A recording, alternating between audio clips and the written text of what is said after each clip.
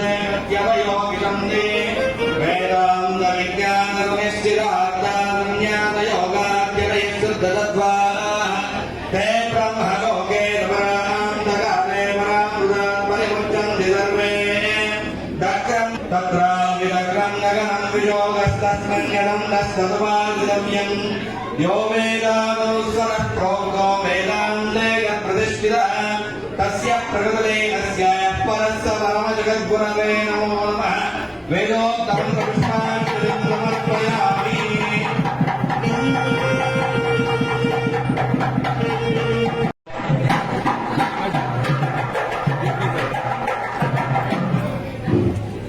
Jai Shri Gurudev, with the divine blessing of His Holiness Padma Bhushan Jagadguru, Kannada Rajyotsava awarded Dr. J.N. Ramakrishna Gowda sir, Honorable Secretary of Teachers Education Center, Hemagiri Branch, Hemagiri, and Spandana.